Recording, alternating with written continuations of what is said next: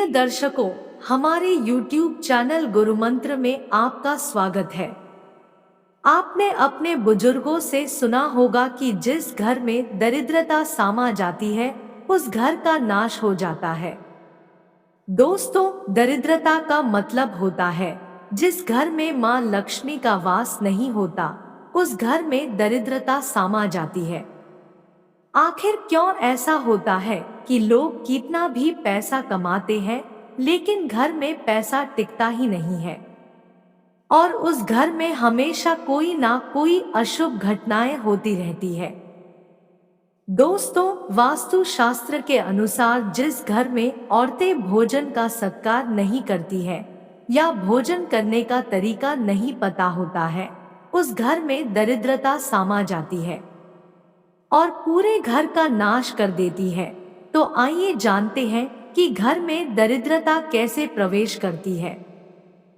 भोजन करने से पहले 5 अंग यानी 2 हाथ, दोनों पैर और मुख, इनको धोकर ही भोजन ग्रहण करना चाहिए।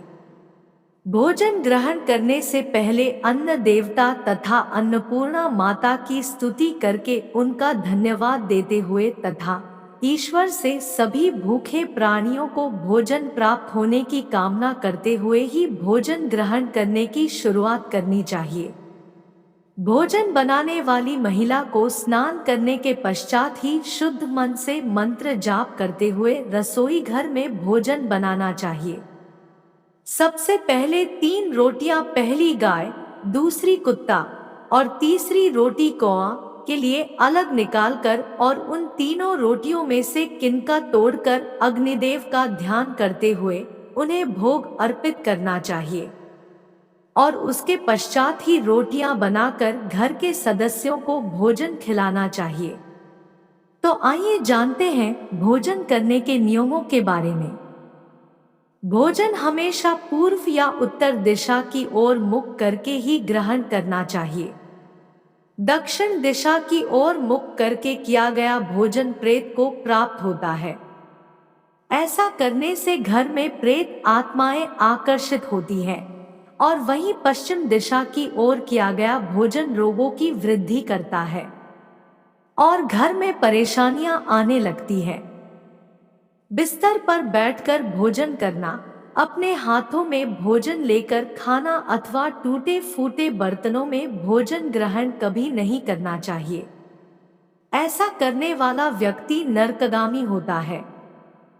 कंजूस के हाथ से, वैश्या के हाथों से, शराब बेचने वाले का दिया हुआ भोजन, ब्याज का धंधा करने वाले व्यक्ति का भोजन कतई नहीं करना चाहिए। इससे व्यक्ति को नरक की यातनाएं झेलनी पड़ती हैं।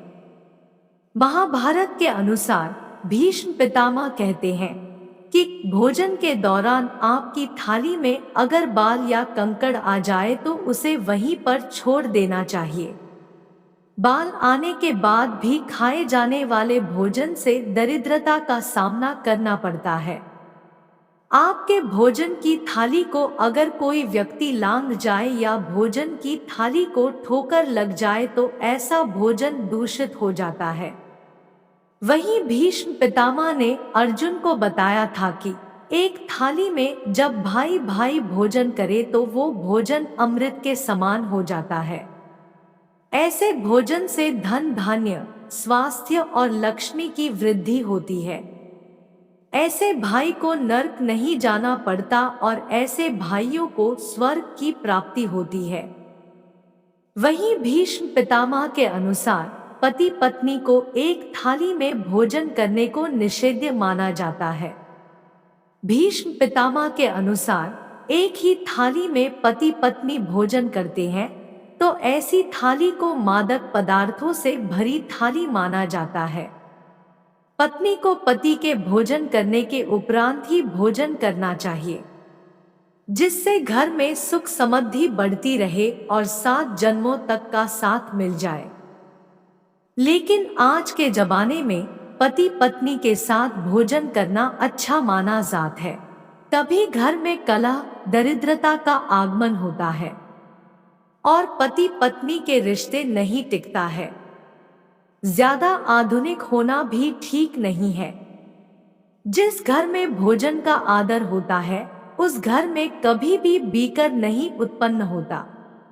क्योंकि भोजन सही तरीके से होगा तो मन भी हमारा सही होगा और घर का हर काम सफल होगा। प्रिय दर्शकों, ऐसे ही ज्ञान की वीडियो देखने के लिए इस चैनल को सब्सक्राइब जरूर करें।